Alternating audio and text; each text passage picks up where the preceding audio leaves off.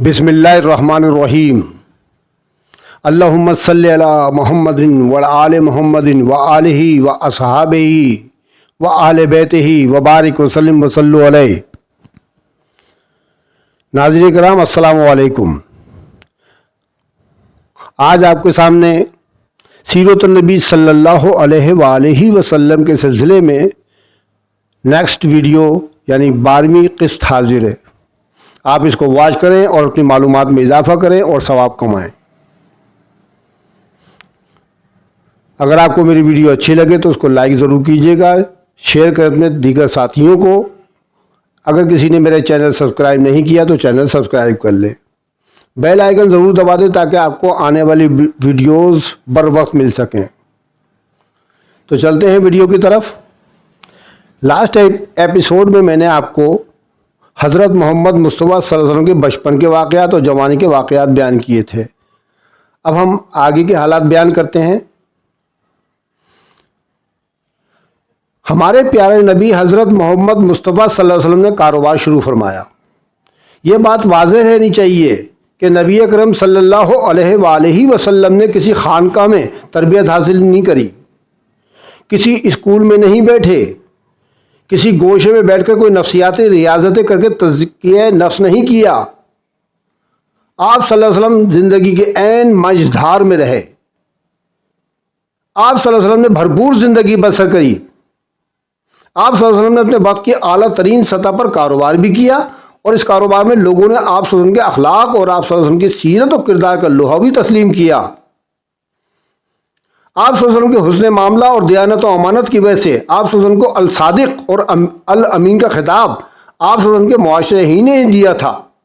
तो ये खिताबात ऐसे तो नहीं मिल गए, बल्कि असल बात यह है कि आप सल्लल्लाहु अलैहि वसल्लम के किरदार का लोहा लोगों ने अगर वाक़ईतन माना है तो अपने तजुर्बात की बुनियाद पर माना है। सनन अबी दाऊद में एक सहाबी वाक़या बयान करते हैं। वो कहते हैं कि आगाज़ वही से कबल यानी मबूस होने से पहले किसी कारोबारी मामले में मेरी और मोहम्मद सल्लल्लाहु अलैहि वसल्लम की कुछ गुफ्तगू हो रही थी। अचानक मुझे कोई काम याद आ गया और मैं हुज़ूर सल्लल्लाहु अलैहि वसल्लम से इजाज़त लेकर चला गया कि ज़रा आप इंतज़ार फरमाएं, मैं अभी आता हूँ। हुज़ूर सल्लल्लाहु अलैहि वसल्लम ने वादा फरमा लिया कि अच्छा, मैं यहीं तुम्हारा इंतज़ार करूँगा। मैं कहीं गया और जाकर कुछ ऐसा मसरूफियात में गुम हुआ कि मुझे अपना वादा याद ही ना रहा। 3 दिन बाद अचानक ये ख्याल आया कि मैंने तो मोहम्मद सल्लल्लाहु अलैहि वसल्लम से वादा किया था। चुनांचे मैं घबराया हुआ इस जगह पहुंचा तो मैंने देखा कि मोहम्मद सल्लल्लाहु अलैहि वसल्लम वहीं मुकीम थे। आप सल्लल्लाहु अलैहि वसल्लम ने मुझे कोई मलामत ना की, फरमाया तो सिर्फ इस कदर कि बहरहाल मैं अपने वादे की बुनियाद पर पाबंद हो गया था कि यहीं तुम्हारा इंतज़ार करता। यह एक ऐसा वाक़या है कि इससे अंदाज़ा हो सकता है कि अहले मक्का को मोहम्मद सल्लल्लाहु अलैहि वसल्लम की सीरत मुतहरा का किस कदर और किस किस्म का तर्जुमा हुआ था। यह आप सल्लल्लाहु अलैहि वसल्लम का अखलाक और किरदार था जिसकी वजह से आप सल्लल्लाहु अलैहि वसल्लम इनकी आंखों का तारा बने और आप सल्लल्लाहु अलैहि वसल्लम को उन्होंने अल सादिक और अल अमीन का खिताब दे दिया। आप सल्लल्लाहु अलैहि वसल्लम की ज़िंदगी का ये जो दौर है, इसमें हमें वो मजहर नज़र आते हैं जिनकी तरफ इशारा मिलता है कुरान मजीद की सूरह नून, जिसका दूसरा नाम सूरह अल कलम भी है। व इन्नका लअला खुल्किन अज़ीम, और ए मोहम्मद सल्लल्लाहु अलैहि वसल्लम बिलाशुबा आप सल्लल्लाहु अलैहि वसल्लम अखलाक हसना की बुलंदियों पर फाइज हैं। कारोबार ही के सिलसिले में हजूर अकरम सल्लल्लाहु अलैहि वसल्लम का ताल्लुक़ या मामला हज़रत खदीजा रज़ी अल्लाह ताला अन्हा से भी हुआ। इनका मामला ये भी है कि एक तरफ ये अरब की अमीर तरीन खातून थी। चुनांचे रिवायत में इसकी सराहत मिलती है कि जब कुरैश के काफ़िले सामान तिजारत लेकर जाते थे तो तन्हा इनका सामान तिजारत बाकी तमाम लोगों के मजमूई सामान से ज़्यादा होता था, यानी इतना माल होता था। फिर दूसरी तरफ खदीजा रज़ी अल्लाह ताला अन्हा की इफ़त व असमत और पाकदामनी का यह आलम था कि अरब के इस मुआशरे में इनको अल ताहिरा का खिताब दे दिया गया था। गोया ये तो बिल्कुल फितरी बात थी कि ये ताहिरा और अल सादिक का निकाह हो जाए। चुनांचे मुशियत इलाही में यही तय था। बहरहाल हज़रत खदीजतुल कुबरा रज़ी अल्लाह ताला अन्हा से निकाह की सूरत में वो बात सामने आती है जो सूरह दोहा में इस आयत की शक्ल में नाजिल हुई। ववजदका आइलन फागना, ए मोहम्मद सल्लल्लाहु अलैहि वसल्लम, और पाया आपको तंगदस्त, बस आपको गनी कर दिया।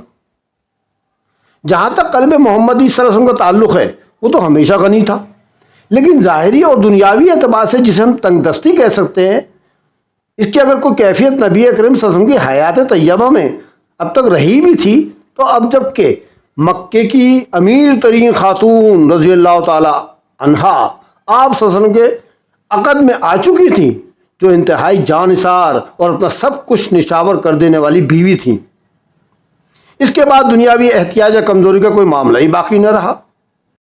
حضرت خدیجہ رضی اللہ تعالی عنہا کی تھوڑی سی تفصیل ہم آپ کے سامنے بیان کر دیتے ہیں۔ حضرت خدیجہ رضی اللہ تعالی عنہا ایک امیر ترین خاندان سے تعلق رکھتی تھیں، وہ بیوہ تھیں، ان کے شوہر کا انتقال ہو چکا تھا، کئی بڑے بڑے سردار اور رئیس حضرت خدیجہ رضی اللہ تعالی عنہا سے شادی کے خواہاں تھے، لیکن انہوں نے کسی کا پیغام منظور نہ کیا تھا۔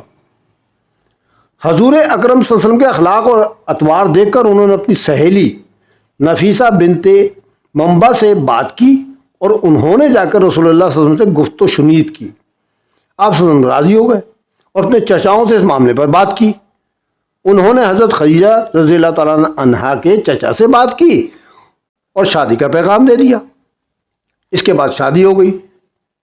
اس نکاح میں بنی ہاشم اور روسائے مصر شریک ہوئے۔ آپ صلی اللہ علیہ وآلہ وسلم نے مہر میں 20 اونٹ دیے۔ اس وقت حضرت خدیجہ رضی اللہ تعالیٰ عنہا کی عمر 40 سال تھی، اور وہ نسب و دولت اور سوجھ بوجھ کے لحاظ سے اپنی قوم کی سب سے معزز اور افضل خاتون تھیں، جبکہ ہمارے پیارے نبی حضرت محمد مصطفیٰ صلی اللہ علیہ وسلم کی عمر 25 سال تھی۔ حضرت خدیجہ رضی اللہ تعالیٰ عنہ پہلے خاتون تھی جن سے رسول اللہ صلی اللہ علیہ وسلم نے شادی کی، یعنی آپ کی پہلی بیوی تھی، اور ان کی وفات تک کسی دوسرے خاتون سے شادی نہیں کری۔ ابراہیم کے علاوہ رسول اللہ صلی اللہ علیہ وسلم کی ساری اولاد انہی سے ہوئی۔ سب سے پہلے قاسم پیدا ہوئے، انہی کے نام پر رسول اللہ صلی اللہ علیہ وسلم کی کنیت ابو القاسم پڑی۔ پھر زینب رضی اللہ تعالی عنہا، رقیہ رضی اللہ تعالی عنہا، ام کلثوم رضی اللہ تعالی عنہا، فاطمہ رضی اللہ تعالی عنہا، یہ 4 بیٹیاں آپ کی ہوئیں، اور پھر عبداللہ پیدا ہوئے۔ یعنی اس کا مطلب یہ ہوا 4 بیٹیاں اور 2 بیٹے۔ عبداللہ کا لقب طیب و طاہر تھا۔ رسول اللہ صلی اللہ علیہ وسلم کے بیٹے بچپن ہی میں انتقال کر گئے، البتہ ان بچیوں میں سے ہر ایک نے اسلام کا زمانہ پایا۔ یہ سب مسلمان ہوئیں اور ہجرت کے شرف سے بھی مشرف ہوئیں، لیکن حضرت فاطمہ رضی اللہ تعالی عنہا کے سوا باقی سب کا انتقال آپ صلی اللہ علیہ وسلم کی زندگی میں ہی ہو گیا تھا۔ حضرت فاطمہ رضی اللہ تعالیٰ عنہ کی وفات بھی آپ صلی اللہ علیہ وسلم کے رحلت کے 6 ماہ بعد ہوئی تھی۔ حضور اکرم صلی اللہ علیہ وسلم کی زندگی کا یہ دور ایک بھرپور انسانی زندگی کا نقشہ پیش کرتا ہے۔ ایک محبت کرنے والی جان نثار و وفادار بیوی رفیق حیات ہیں، اور اللہ تعالیٰ نے آپ صلی اللہ علیہ وسلم کو ان زوجہ محترمہ سے اولاد بھی عطا فرمائی۔ ایک انتہائی باعزت اور بافراغت زندگی آپ صلی اللہ علیہ وسلم بسر فرما رہے تھے، لیکن اب آپ صلی اللہ علیہ وسلم کے اندر ایک داعیہ ابھرا۔ داعیہ کہتے ہیں نصیحت کرنے والے کو، داعی کو، اور وہ توجہ کائنات، خالق کائنات اور عالم بالا کی طرف مبذول ہوئے۔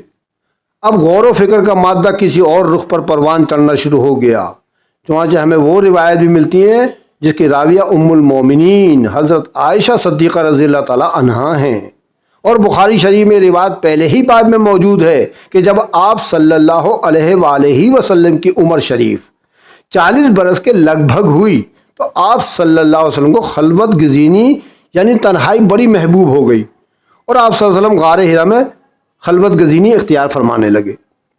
اس روایت سے یہ معلوم ہوتا ہے کہ غار حرا میں آپ صلی اللہ علیہ وسلم عبادت کیا کرتے تھے۔ اب یہاں ایک سوال پیدا ہوتا ہے کہ وہ عبادت کس قسم کی تھی؟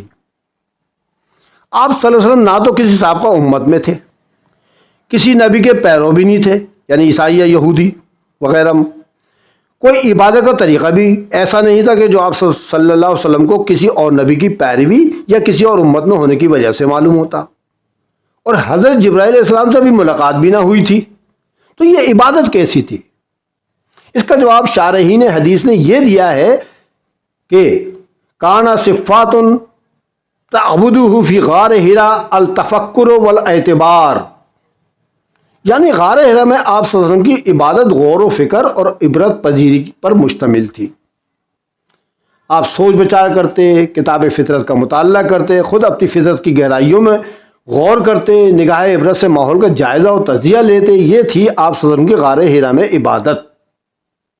بقول علامہ اقبال مرحوم، اپنے من میں ڈوب کر پاجا سراغ زندگی۔ یہ غور و فکر کس قسم کی تھی ہم آپ کو بتاتے ہیں۔ یہ غور و فکر نوع انسانی کس حالت میں مبتلا ہے آپ یہ سوچا کرتے تھے، خاص طور پر خود آپ صلی اللہ علیہ وسلم کی قوم اخلاق کے اعتبار سے کتنی پستی میں مبتلا ہو چکی ہے، کس طرح شرک کا دور دورہ ہے، معبود حقیقی سے لوگ کس طرح اپنا رخ موڑ چکے ہیں۔ یہ سارا غور و فکر نوع انسانی کی ضلالت اور گمراہی پر وہ بھاری رنج و غم تھا جس کے بارے میں قرآن مجید میں بار بار گواہی ملتی ہے۔ سورہ الشورى میں ارشاد باری تعالیٰ ہے، آپ صلی اللہ علیہ وآلہ وسلم تو شاید اپنے آپ کو اس رنج اور صدمے کی وجہ سے ہلاک کر لیں گے کہ یہ لوگ ایمان نہیں لا رہے۔ یہ وہ کیفیات ہیں جن کے ساتھ محمد صلی اللہ علیہ وسلم غار ہرا میں اعتکاف فرما رہے تھے، اور یہ تمام حالات میں آپ کو پچھلی ویڈیوز میں ویڈیو نمبر 2، ویڈیو نمبر 3 وغیرہ میں بتا چکا ہوں کہ اس وقت عرب کے کیا حالات تھے۔ وہ جو حالات تھے اسی کے بارے میں حضرت محمد مصطفیٰ صلی اللہ علیہ وآلہ وسلم غور و فکر کیا کرتے تھے کہ کس طرح کے لوگ ہیں، یہ بتوں کی پوجا کر رہے ہیں، لڑائی جھگڑے کر رہے ہیں آپس میں، صدیوں تک آپس میں لڑتے رہتے ہیں، اسی عالم میں پردے اٹھتے ہیں۔ اور صرف پردے نہیں اٹھتے بلکہ آپ صلی اللہ علیہ وسلم پوری نوع انسانی کی ہدایت پر معمور کیے جاتے ہیں، اور آپ صلی اللہ علیہ وسلم کا دور دعوت حتی قیامت مقرر کیا جاتا ہے۔ افلاک سے آتا ہے نالوں کا جواب آخر، اٹھتے ہیں حجاب آخر، کرتے ہیں خطاب آخر۔ یہ ہے تفسیر سورہ ضحیٰ کے ان الفاظ کی، اس آیت کی، وَوَجَدَكَ ضَالًّا فَہَدَىٰ، اور اللہ نے پایا آپ صلی اللہ علیہ وسلم کو حقیقت کی تلاش میں سرگرداں تو آپ صلی اللہ علیہ وسلم پر راہ ہدایت منکشف کر دی۔ تو آپ نے دیکھا کہ 3 آیتیں میں نے اب تک پڑھ چکا ہوں، الم یجد کا یتیمن فاوا، ووجدک ضالًا فہدیٰ، ووجدک عائلاً فاغنیٰ۔ تو یہ تینوں آیتیں حضرت محمد مصطفیٰ صلی اللہ علیہ وسلم کی ابتدائی دن سے، یعنی شروع کے دن سے، اور آپ کی عمر 40 سال کی جو ہو چکی ہے، اس 40 سالہ دور کے اندر کی وضاحت جو ہے نا ان 3 آیتوں میں حضرت محمد صلی اللہ علیہ وسلم کی اللہ تعالیٰ نے بہترین انداز میں کر دی ہے، اور یہ ہے تفسیر محمد کی زندگی کی۔ غار ہرا کی خلوتوں میں آپ صلی اللہ علیہ وسلم حقیقت کے دروازوں پر دستک دے رہے ہیں، پس دروازے کھول دیے گئے، پردے اٹھا دیے گئے، حضرت جبرائیل امین سے ملاقات ہو گئی، وہ خدمت اقدس میں حاضر ہوئے۔ حضرت جبرائیل علیہ السلام غار ہرا میں نازل ہوئے اور سورہ علق کی ابتدائی 5 آیات پڑھیں۔ اقرأ باسم ربک الذی خلق، خلق الانسان من علق، اقرأ وربک الاکرم الذی علم بالقلم، علم الانسان ما لم یعلم۔ یہ تھی سورہ العلق کی ابتدائی 5 آیات جو سب سے پہلے وحی کے طور پر نازل کی گئی۔ حضرت جبرائیل علیہ السلام نے فرمایا اقرا، پڑھ۔ محمد صلی اللہ علیہ وسلم نے جواب دیا ما انا بقاری، میں نہیں پڑھ سکتا۔ جبرائیل علیہ السلام نے دوسری مرتبہ کہا اقرا، پڑھ۔ تو محمد صلی اللہ علیہ وسلم نے پھر جواب دیا ما انا بقاری، میں نہیں پڑھ سکتا، میں پڑھا لکھا نہیں ہوں۔ پھر تیسری مرتبہ حضرت جبرائیل علیہ السلام نے آپ سے فرمایا اقرا۔ پھر اس مرتبہ بھی حضرت محمد صلی اللہ علیہ وسلم نے جواب دیا ما انا بقاری، میں نہیں پڑھ سکتا۔ تو حضرت جبرائیل علیہ السلام نے آپ صلی اللہ علیہ وسلم کو سینے سے لگا کر بھینچا، اور اس کے بعد اس وحی کا آپ کے قلب مبارک میں نقش قائم ہو گیا اور آپ فر فر پڑھنے لگے۔ یہاں سے گویا محمد صلی اللہ علیہ وسلم کا آفتاب رسالت طلوع ہو گیا۔ اس کے بعد نزول وحی میں کچھ وقفہ رہا ہے، پھر جو آیات نازل ہوئی ہیں وہ سورہ المدثر کی یہ ابتدائی آیات تھیں۔ یا ایھا المدثر قم فانذر وربک فکبر۔ یعنی اے لحاف اوڑھ کر لیٹنے والے کھڑے ہو جائیے، کمر کس لیجیے، فریضہ رسالت کی ادائیگی میں ہمتن مصروف ہو جائیے اور اپنے رب کی کبریائی کا اعلان کیجیے اور اس کی کبریائی کو الواقع دنیا میں قائم کیجیے۔ یہ ترجمانی ہے سورہ المدثر کی ابتدائی 3 آیات کی۔ بہت سے محققین کی رائے بڑی وزنی معلوم ہوتی ہے کہ سورہ العلق کی ابتدائی 5 آیات سے محمد صلی اللہ علیہ وسلم کی نبوت کا آغاز ہوا اور سورہ المدثر کی ان ابتدائی آیات سے آپ صلی اللہ علیہ وسلم کی رسالت کا آغاز ہوا۔ واللہ اعلم۔ تو جناب آج کی ویڈیو میں نے آپ کو یہ تمام واقعات بیان کر دیے، امید ہے آپ کو اچھے لگیں گے اور اچھے بھی لگنے چاہیے۔ رسول اللہ صلی اللہ علیہ وسلم کی باتیں ہیں، آپ کو تو اچھی لگنی چاہیے۔ اللہ تعالیٰ آپ پر بھی کرم فرمائے اور میرے پہ بھی کرم فرمائے۔ ہم سب لوگ جو ہے محمد صلی اللہ علیہ وسلم کی باتیں کر رہے ہیں، سن رہے ہیں، ٹھیک ہے۔ ان باتوں سے ثواب کے علاوہ اور مل بھی کیا سکتا ہے۔ انشاءاللہ اللہ تعالیٰ ہم سب کے دعاؤں کو قبول فرمائے، رسول اللہ صلی اللہ علیہ وسلم کے وسیلہ جمیلے سے ہماری سب لوگوں کی مغفرت فرمائے۔ تو جناب یہ میں نے آپ کے سامنے حالات بیان کر دیے۔ انشاءاللہ اگلی ویڈیو میں آگے کے حالات بیان کیے جائیں گے۔ آپ ویڈیو جو ہے سیریز سے دیکھ لیں، اگر آپ نے پہلی قسطیں نہیں دیکھی تو ان کو بھی واچ کر لیں تاکہ آپ کو پورا تسلسل سے حضرت محمد صلی اللہ علیہ وسلم کی زندگی کے تمام واقعات کا تفصیلی طور پر پتہ چل سکے۔ یہ ایک انفارمیٹیو ویڈیو ہے، آپ جتنی زیادہ دین کے متعلق معلومات حاصل کریں گے اتنا ہی زیادہ آپ کا فائدہ ہے۔ تو درود شریف پڑھ لیتے ہیں، آپ بھی پڑھیں۔ اللہم صلی علی سیدنا مولانا محمد وعلی آل محمد وآلہ وصحابہ وآل بیتہ وبارک وسلم وصلوا علیہ۔ انشاءاللہ اگلی ویڈیو میں پھر آپ سے ملاقات ہوگی، تب تک کے لیے خدا حافظ۔ والسلام، رفعت سمیع خان۔